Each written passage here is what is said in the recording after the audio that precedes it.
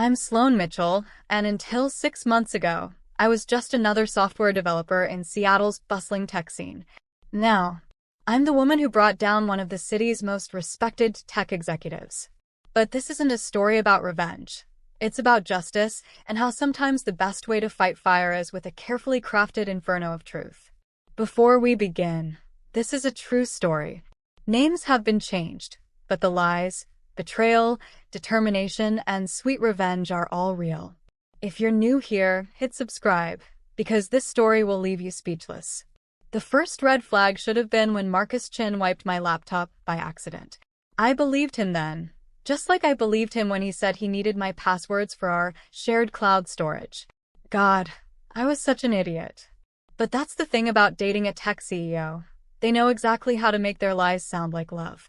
It started at TechCon 2022.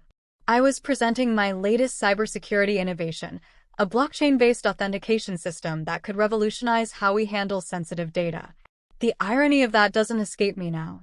I was halfway through my demonstration when I noticed him in the third row, wearing a charcoal gray suit that probably cost more than my monthly rent. Marcus Chin, CEO of SecureFlow Technologies, known for his brilliant mind and boyish smile that made him a tech media darling. He wasn't supposed to be in my session. His keynote speech was scheduled for the main hall. Yet there he was, actually taking notes while I spoke. After the presentation, he approached me with that disarming smile.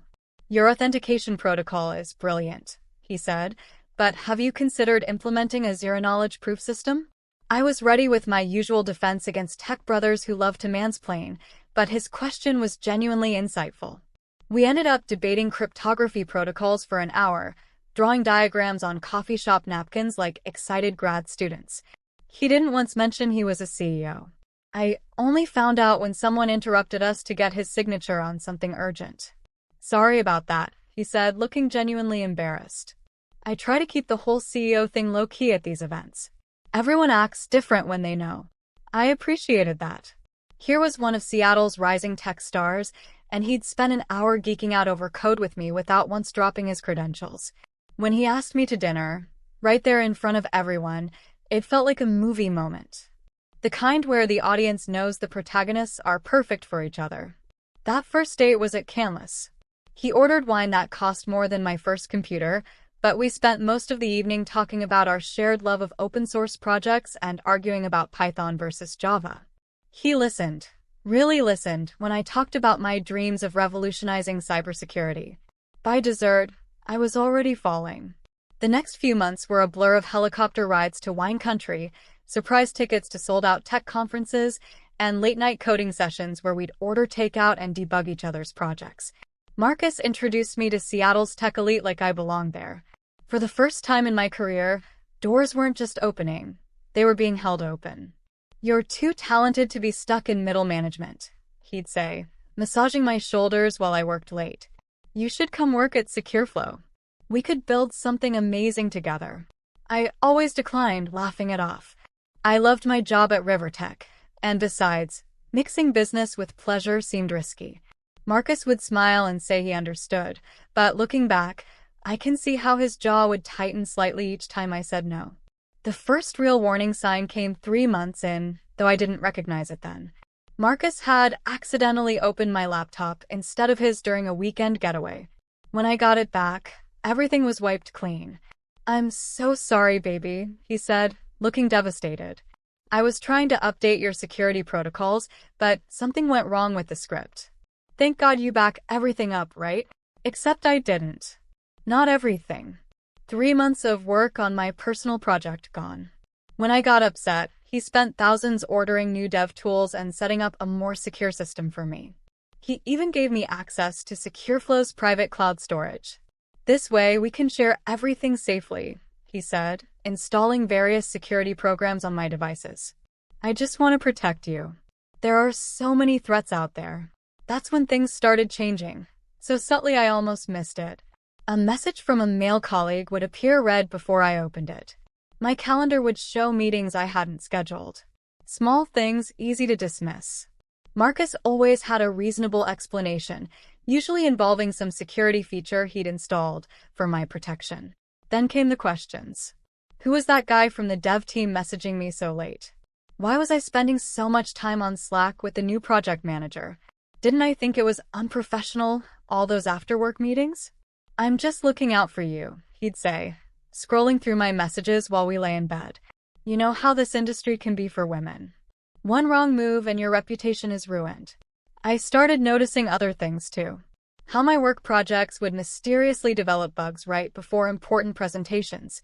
How potential collaborators would suddenly go cold after initially showing interest. How my performance reviews, previously stellar, started noting concerns about my reliability and commitment. But it was the access logs that finally opened my eyes. I was running a routine security check on my work server when I noticed something odd. Someone had been accessing my files regularly for months. The pattern was too precise to be random, too careful to be a typical hack. The timestamp of the first breach hit me like a physical blow. March 15th, 9:47 p.m. Exactly 12 minutes after our first date ended. Marcus hadn't just been planning to destroy my career. He'd been planning it from the very beginning. Playing dumb with a tech genius is like defusing a bomb while wearing a blindfold. One wrong move, and everything explodes. So when Marcus kissed me goodbye that morning, I smiled, knowing my laptop was now running a hidden keylogger of my own. Have a great day, beautiful, he said, straightening his brioni tie. Don't forget we have dinner with the board members tonight. I waited 15 minutes after he left before starting my real work. First rule of cybersecurity: assume your enemy is watching. I pulled out the burner laptop I'd bought with cash the day before, connecting through a series of VPNs. Time to see what other footprints Marcus had left. It took 3 hours of diving through dark web forums before I found the first breadcrumb. A post from 2 years ago. Anyone else have dirt on SecureFlow's golden boy? My career's destroyed and I know I'm not the only one. The username caught my eye, Code Queen SW. I remembered that name from tech blogs. Sarah Wong, former CTO of a promising startup that imploded amid accusations of corporate espionage. She'd disappeared from the industry afterward. I created a secure account and messaged her, different names, same story.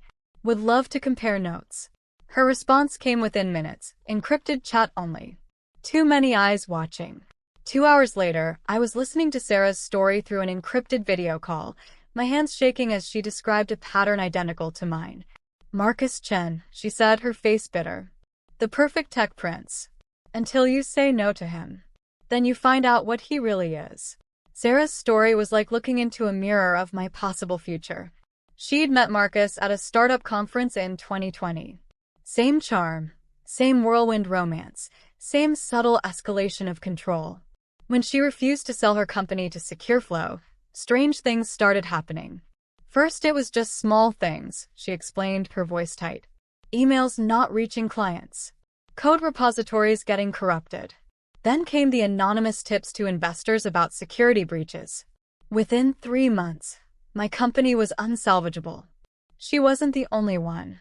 Through Sarah, I connected with Amanda Torres, former lead developer at a rival firm, and Jennifer Liu, who'd been on track to launch a competing security platform. Different years, different companies, same story.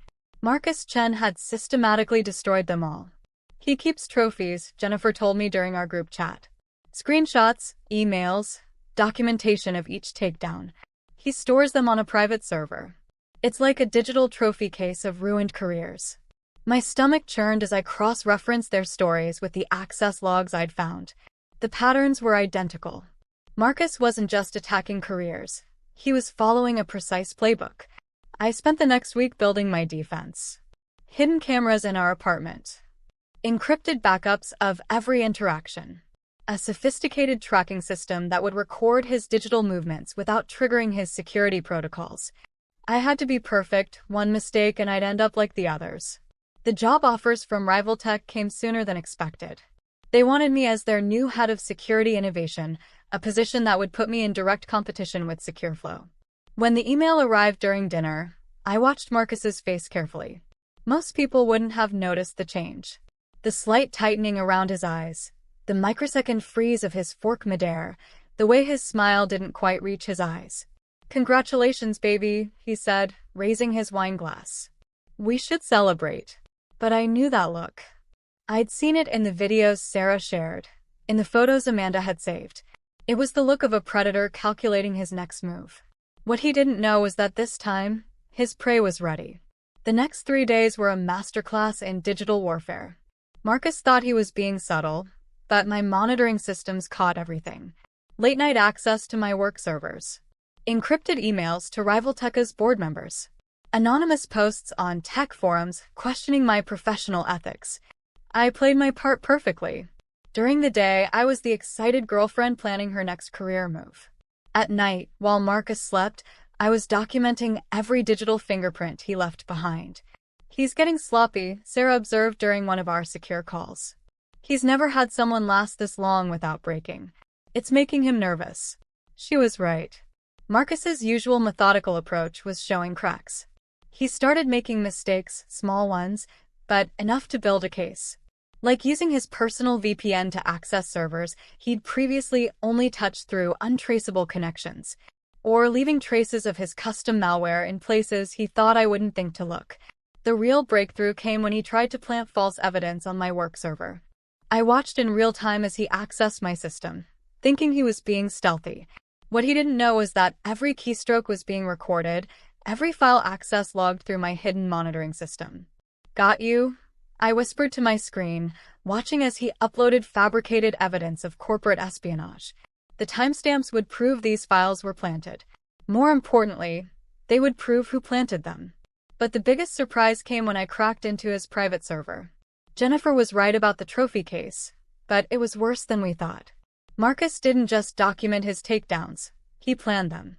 Detailed dossiers on potential targets, vulnerability assessments, strategy documents outlining how to best destroy each woman's career. My name was in there too. File name, Sloan Mitchell _elimination_strategy.pdf. Last modified date, 2 weeks before we met at TechCon. That's when everything clicked into place. Our chance meeting at TechCon hadn't been chance at all. I was never just a girlfriend. I was a target. My blockchain authentication system would have competed directly with SecureFlow's main product line. Marcus hadn't fallen for me. He'd selected me for destruction. The rage I felt was cold, calculating, and exactly what I needed. We've got enough to bury him, Amanda said during our next secure meeting. We should release it now. Not yet, I replied, watching my monitors as Marcus launched his next attack. He's still holding back his worst. We need everything. I didn't have to wait long. The next morning, Rivaltech's CEO received an anonymous email detailing my history of stealing corporate secrets. By lunch, 3 tech blogs had posts questioning my professional ethics. By dinner, my current employer had placed me on administrative leave pending investigation. Marcus played the supportive boyfriend perfectly. Don't worry, baby, he said, rubbing my shoulders as I pretended to cry. I'll help you through this. In fact, he paused, right on cue. There's still that position open at SecureFlow. Under my direct supervision, of course. That's when he made his fatal mistake.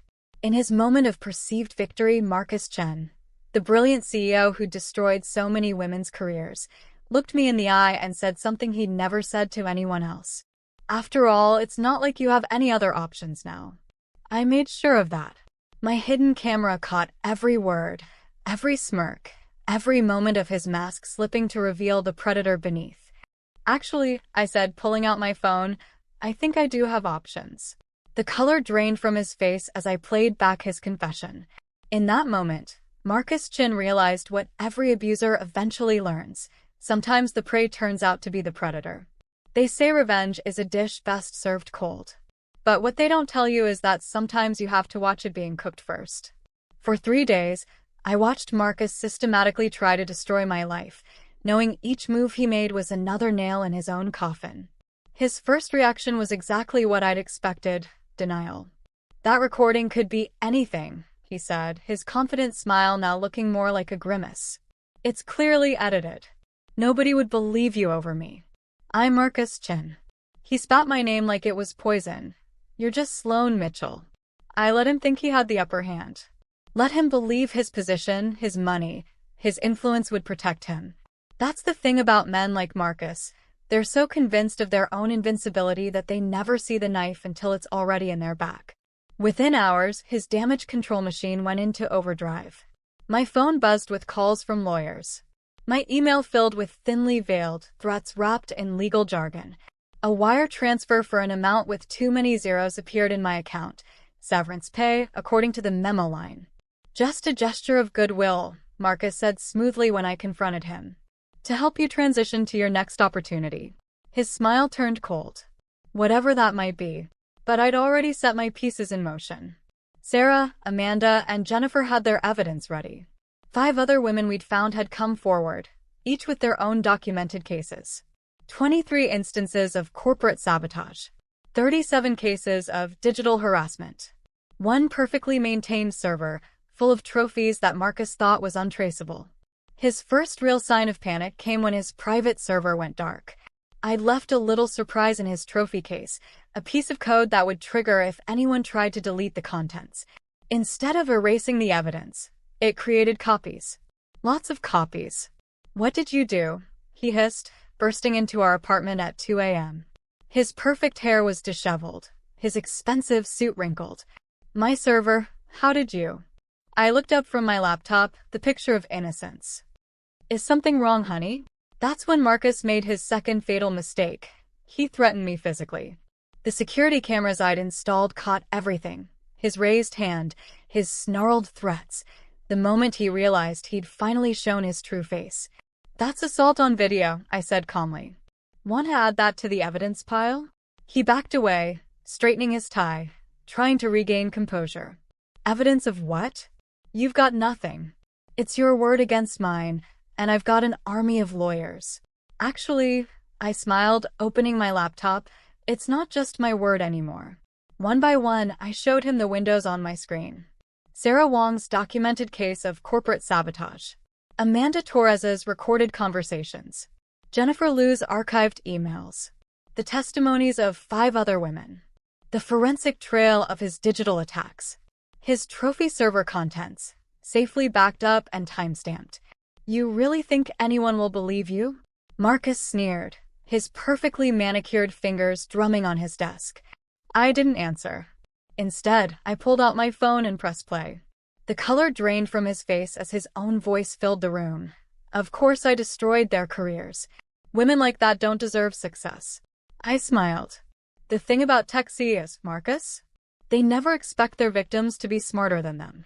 His facade cracked completely then. The polished tech CEO disappeared, replaced by something darker, more desperate. He lunged for my laptop, but I'd already anticipated this move. 1 keystroke, and everything uploaded to secure servers across 3 continents. You stupid bitch, he snarled, mask fully gone now. You have no idea what you're doing. I'll destroy you. I'll make sure you never work in tech again. No one will hire you after I'm done. I stood up slowly, feeling strangely calm. That's the difference between us, Marcus. You're still thinking about destroying 1 person. I'm thinking about saving hundreds. His laugh was ugly. Hundreds? What are you talking about? Your pattern, I said, pulling up his targeting documents. Young female developers with promising innovations.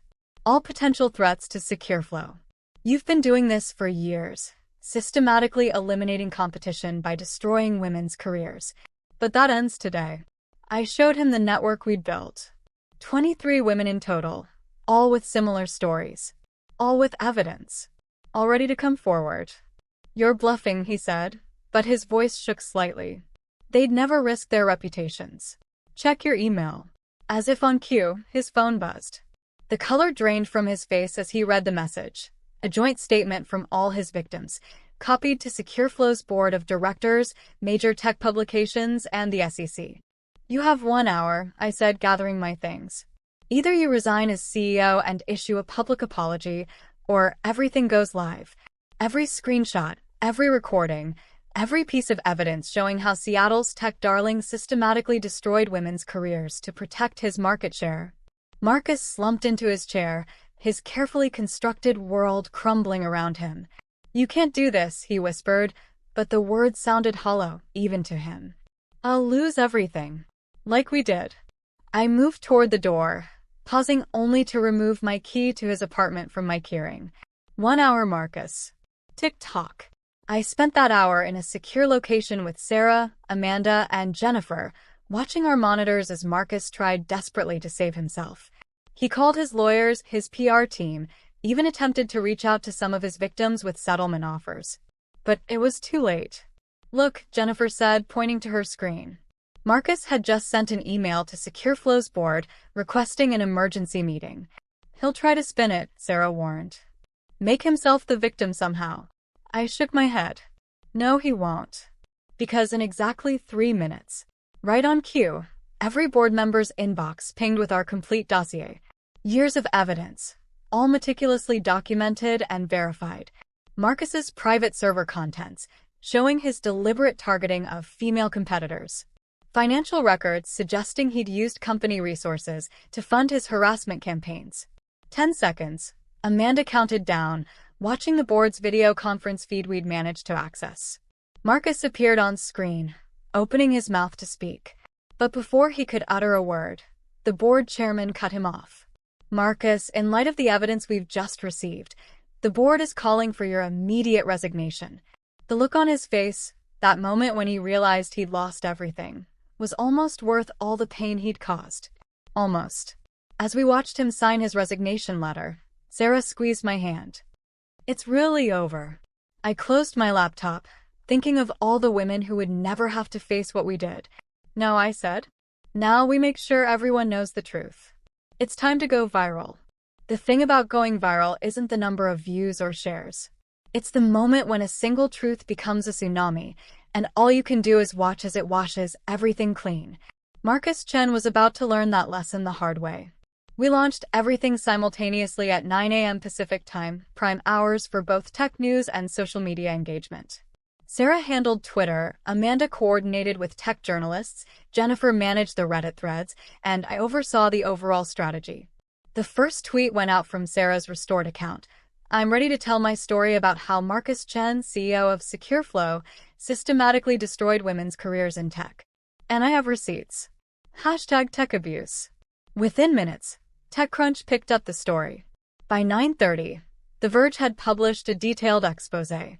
At 10 o'clock, #TechAbuse was trending nationwide. Marcus's carefully crafted public image shattered in real time. Every screenshot, every recording, every piece of evidence we released sparked new waves of outrage. Former employees started coming forward with their own stories. The dam had broken. SecureFlow's stock is dropping, Amanda reported, watching the market reactions. Board members are calling for a full investigation. But the real tsunami came when other victims, ones we hadn't even known about, started sharing their stories. Women from different companies, different years, different cities, all with similar experiences of tech industry abuse. This isn't just about Marcus anymore, Jennifer realized, scrolling through the responses. We've started something bigger. Marcus's response came exactly as we'd predicted. First, a carefully worded statement from his PR team. These allegations are baseless. It was ratioed into oblivion within minutes. Then came his desperate Twitter thread, attempting to paint himself as the victim of a coordinated attack. That's when we released the audio recordings. His own voice detailing his methods, his trophy collection, his systematic destruction of women's careers. By noon, #MarcusChenIsOver was trending higher than #TechAbuse. The tech industry's reaction was swift and unprecedented. Major companies began internal investigations into similar patterns of abuse. Venture capital firms announced new policies for handling harassment claims. 3 major tech conferences canceled Marcus's keynote speeches. SecureFlow board announces emergency leadership change, the headlines read. SEC launches investigation into potential securities fraud. But the most powerful moments weren't the big headlines. They were the DMs flooding our inboxes. Women sharing their own stories of industry abuse. Young developers thanking us for warning them. HR professionals asking for help creating better protection policies. We need to do something with this momentum, Sarah said during our strategy meeting. Something permanent. She was right. By the end of the week, we'd established the Tech Ethics Alliance, a nonprofit organization dedicated to combating workplace harassment in the technology sector. Our first funding came from an unexpected source, Secureflow's new board, trying to salvage their company's reputation. Marcus made one final attempt at redemption, a tearful interview with a sympathetic tech blogger. But we were ready for that too. "I think there's been a misunderstanding," he'd said in the interview, his voice carefully modulated to convey wounded innocence. "I've always been a champion for women in tech." That's when we released the contents of his trophy server. Every calculated plan, every targeted attack, every gloating message about another career destroyed. The interview went viral for all the wrong reasons, becoming a masterclass in how not to handle a scandal. 6 months later, I stood on the TechCon stage again. The same stage where I'd first met Marcus, but everything was different now. The audience wasn't there to hear about blockchain authentication. They were there to hear about change. "Technology should empower everyone," I began, looking out at the packed auditorium. "Not just those who abuse their power to control others." In the front row sat Sarah, Amanda, Jennifer, and dozens of other women who'd come forward. Not as victims, but as warriors. Each of them now leading initiatives to make tech safer, more inclusive, more accountable. Marcus? Last I heard, he was consulting for small startups in Eastern Europe, though no reputable company would touch him. His digital footprint would forever be linked to his true legacy, not as a tech visionary, but as a cautionary tale. The Tech Ethics Alliance now works with major companies to implement harassment prevention protocols. We've helped draft industry-wide standards for professional conduct. More importantly, we've created a support network for anyone facing similar situations. The thing about karma in the digital age, I told the TechCon audience, is that it doesn't just come back around, it leaves receipts. Looking back now, I realized that this story was never really about revenge. It wasn't even about Marcus Chen. It was about breaking a pattern that had silenced innovation and crushed dreams for far too long. Last week, a young developer reached out through our alliance network. She had evidence of harassment at her startup but was afraid of retaliation. 2 years ago, she might have been right to be scared. But now, she has an army behind her. We helped her document everything, connected her with legal resources, and stood with her as she spoke her truth. Her harasser was removed within 48 hours. That's the real victory, not just taking down one powerful man, but changing the entire system that protected him. Every time another woman stands up, every time another company adopts our protection protocols, every time another abuser faces consequences, we win again. The irony isn't lost on me that Marcus's attempt to destroy my career ended up giving me a bigger platform than I could have imagined. The Tech Ethics Alliance is now a major force in the industry, and our blockchain authentication system, it's becoming the standard for protecting workers' communications from harassment and retaliation. Sometimes I think about that first day at TechCon, when I thought I was just presenting code. I had no idea I was actually starting a revolution. Because the thing about digital footprints? They never really disappear. They just wait for the right moment to show everyone the truth about who left them. And in the end, that's what justice looks like in the digital age, not just exposing the truth, but using it to build something better.